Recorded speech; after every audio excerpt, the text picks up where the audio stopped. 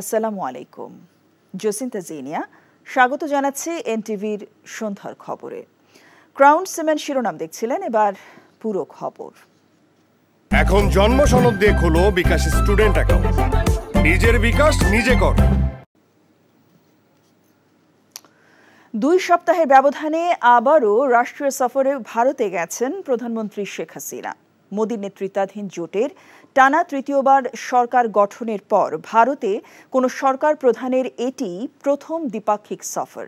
সফরকালে উভয় প্রধানমন্ত্রীর মধ্যে একান্ত বৈঠক এবং বেশ কিছু চুক্তি ও সমঝোতা স্মারক সই হবার কথা রয়েছে। মুকসিমুল আহসানের রিপোর্ট। ভারতের প্রধানমন্ত্রী নরেন্দ্র মোদীর আমন্ত্রণে 2 দিনের রাষ্ট্রীয় সফরে শুক্রবার দুপুরে হজরত শাহজালাল আন্তর্জাতিক বিমানবন্দর থেকে দিল্লির উদ্দেশ্যে ঢাকা ত্যাগ করেন প্রধানমন্ত্রী শেখ হাসিনা। প্রধানমন্ত্রী এবং তার সফর সঙ্গীদের বহনকারী বিমান বাংলাদেশ এয়ারলাইন্সের ফ্লাইটটি নয়াদিল্লির সময় বিকেল 3:30টায় পালাম বিমানবন্দরে অবতরণ করে। ভারতের উচ্চ পর্যায়ের একটি প্রতিনিধি দল এবং বাংলাদেশের হাইকমিশনার মুস্তাফিজুর রহমান শেখ হাসিনাকে অভ্যর্থনা জানান। লোকসভা নির্বাচনে জয়ী বিজেপি নেতৃত্বাধীন জোট টানা তৃতীয়বারের মতো সরকার গঠনের পর ভারতে কোনো সরকার প্রধানের এটি প্রথম দ্বিপাক্ষিক সফর। এর আগে নরেন্দ্র মোদীর প্রধানমন্ত্রী হিসেবে শপথ নেওয়ার অনুষ্ঠানেও গিয়েছিলেন শেখ হাসিনা। সফরের প্রথম দিন সন্ধ্যায় ভারতের পররাষ্ট্রমন্ত্রী ডক্টর এস জয়শঙ্কর প্রধানমন্ত্রী শেখ হাসিনার সাথে তার আবাসস্থলে সাক্ষাৎ করেন। শনিবার সকালে প্রধানমন্ত্রী শেখ হাসিনাকে স্বাগত জানাতে রাষ্ট্রপতি ভবনে বিছানো হবে লাল গালিচা। এ সময় ভারতের প্রধানমন্ত্রী নরেন্দ্র মোদী আনুষ্ঠানিকভাবে শেখ হাসিনাকে অভ্যর্থনা জানাবেন। গার্ড অফ অনার দেয়া হবে বাংলাদেশের সরকার প্রধানকে। এরপর রাজঘাটে ভারতের জাতির পিতা মহাত্মা গান্ধীর সমাধিতে শ্রদ্ধা নিবেদন করবেন শেখ হাসিনা। শনিবার দিনের প্রথম ভাগেই শেখ হাসিনা এবং নরেন্দ্র মোদীর একান্ত বৈঠক হবে হায়দ্রাবাদ হাউসে। এরপর প্রতিনিধি পর্যায়ে আলোচনা হবে এবং দ্বিপাক্ষিক সম্পর্ক আরও জোরদার করতে ঢাকা ও নয়াদিল্লির মধ্যে রেলসহ বেশ কিছু চুক্তি এবং সমঝোতা স্মারক সই হবে। এছাড়া একটি সম্ভাব্য বাণিজ্য চুক্তির বিষয়েও আলোচনা হতে পারে। আর দুপুরে বাংলাদেশের প্রধানমন্ত্রীর সম্মানে ভারতের প্রধানমন্ত্রী আয়োজিত ভোজসভায় যোগ দেবেন শেখ হাসিনা। বিকেলে ভারতের রাষ্ট্রপতির সাথে সাক্ষাৎ শেষে স্থানীয় সময় সন্ধ্যা 6টায় বিমান বাংলাদেশ এয়ারলাইন্সের একটি ফ্লাইটে পালাম বিমানবন্দর থেকে ভারতের রাজধানী ত্যাগ করবেন প্রধানমন্ত্রী শেখ হাসিনা। Muksimul Ahsan, NTV news, Dhaka. আওয়ামী লীগকে ক্ষমতা থেকে সরাতে কিছু মিডিয়াকে সাথে নিয়ে বিএনপি নেতৃত্বে ঢালাওভাবে দুর্নীতির গুজব ছড়ানো হচ্ছে বলে অভিযোগ করেছেন দলের সাধারণ সম্পাদক ওবায়দুল কাদের। রাজধানী ইঞ্জিনিয়ার্স ইনস্টিটিউটের সামনে দলের 75তম প্রতিষ্ঠা বার্ষিক উপলক্ষে আয়োজিত র্যালি পূর্ব সমাবেশে এমন অভিযোগ করেন তিনি। মিজান রহমানের রিপোর্ট। 23 জুন বাংলাদেশের ঐতিহ্যবাহী রাজনৈতিক দল আওয়ামী লীগের প্রতিষ্ঠাবার্ষিক। দেশের প্রাচীন এই দলটির হীরক জয়ন্তী উদযাপনের অংশ হিসেবে 2 দিন আগেই এই র্যালির আয়োজন। র্যালিতে যোগ দিতে শুক্রবার দুপুর থেকেই রাজধানীর বিভিন্ন প্রান্ত থেকে মিছিল নিয়ে ইঞ্জিনিয়ার্স ইনস্টিটিউটের সামনে সমবেত হন দলের নেতাকর্মীরা। র্যালি পূর্ব সমাবেশে আওয়ামী লীগ সাধারণ সম্পাদক ওবায়দুল কাদের বলেন, মাটি এবং মানুষের দল আওয়ামী লীগের শেকড় অনেক গভীরে।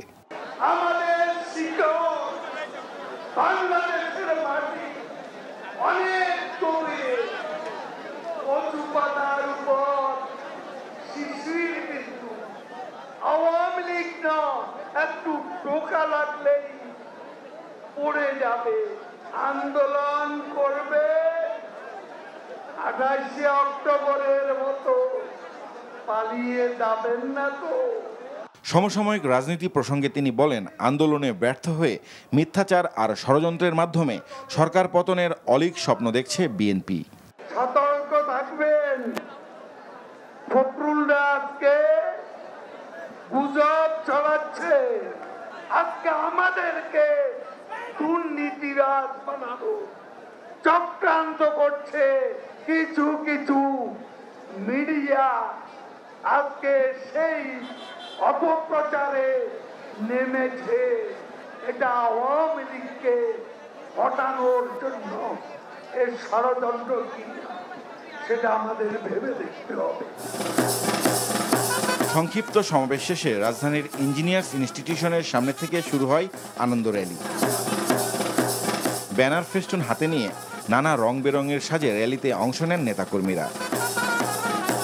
র্যালিটি সোহরাওয়ার্দী উদ্যানের সামনে থেকে শাহবাগ, কাঁটাবন, সায়েন্স ল্যাব, কলাবাগানের সড়ক ধরে ধানমন্ডি ৩২-এ বঙ্গবন্ধু ভবনের সামনে গিয়ে শেষ হয়। Mizan Rahman, NTV news, Dhaka. সরকারের দুর্নীতিকে নিয়ে গুজবের কিছু নেই, তাদের অপকর্ম বিশ্বজুড়ে স্বীকৃত, এমন মন্তব্য করেছেন বিএনপির স্থায়ী কমিটির সদস্য আমির খসরু মাহমুদ চৌধুরী। চিকিৎসা শেষে ১.৫ মাস পর দেশে ফিরে হযরত শাহজালাল আন্তর্জাতিক বিমানবন্দরে সাংবাদিকদের সাথে আলাপকালে তিনি প্রধানমন্ত্রী ভারত সফর নিয়ে বলেন, দেশের মৌলিক সমস্যার সমাধান না করে বিদেশে গিয়ে চুক্তি করে লাভ নেই। তার দাবি, প্রধানমন্ত্রী ভারত সফর দেশের জন্য নয়, নিজেদের ক্ষমতা ধরে রাখতে। দুর্নীতি নিয়ে বিএনপি গুজব ছড়াচ্ছে। আওয়ামী লীগ সাধারণ সম্পাদকের এই অভিযোগের বিষয়ে আমির খসরু বলেন, সরকারের দুর্নীতি আর অপকর্ম বিশ্বজুড়ে স্বীকৃত।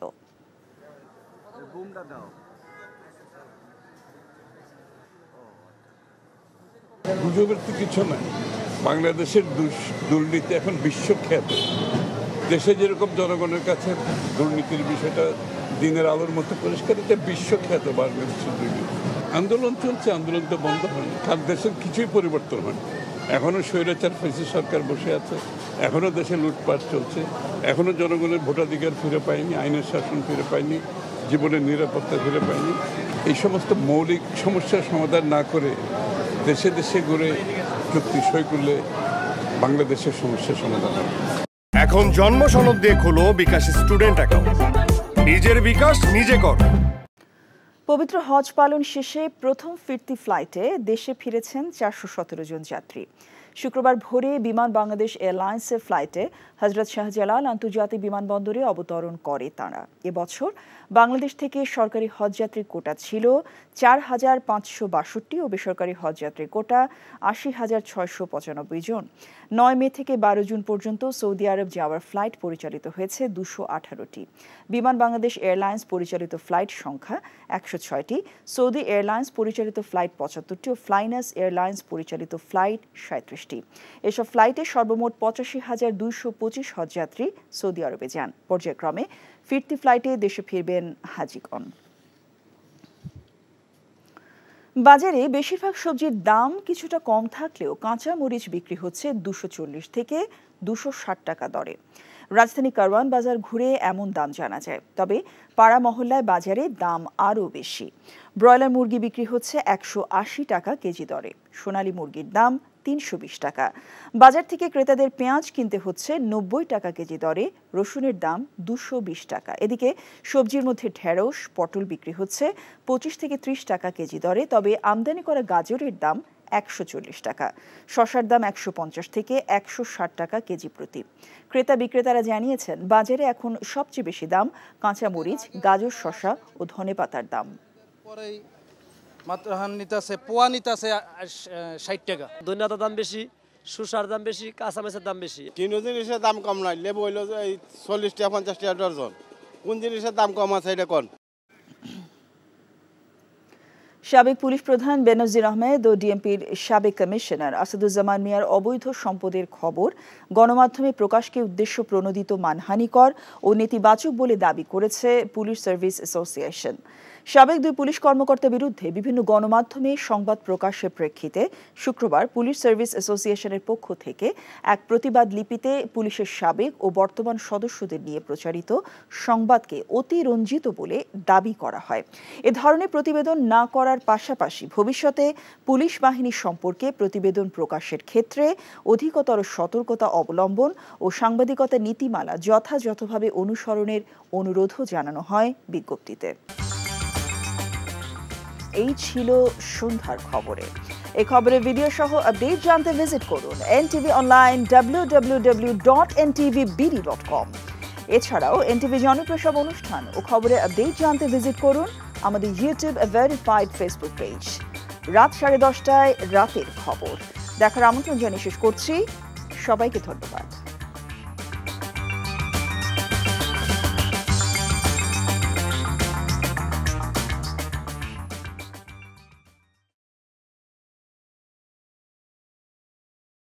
খাগা না করেন চারাবাগ, খাগা না করেন চারাবাগ, বড় ভাই কই যাবেন? একদম শীতকালে বড় ভাই টান দিয়া যাবো, খাগা না করেন চারাবাগ। ওস্তাদ গানে প্লাস্টিক ওস্তাদ।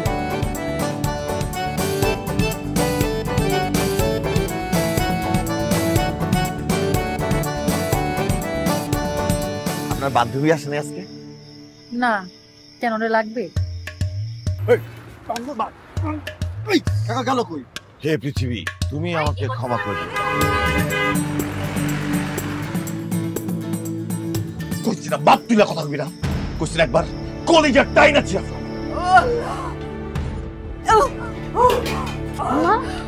কি হয়েছে আমার? আমাদের মতো মানুষের এসব দেখা শোভা পায় না। উনি আমার কাছে আসছে। কাস্টমার, আমি পাশেই আছি, ঠিক আছে? আমি তোমার কতটা ভালোবাসি, আমি তো মানুষ সুইটিরে ভালোবাসছি।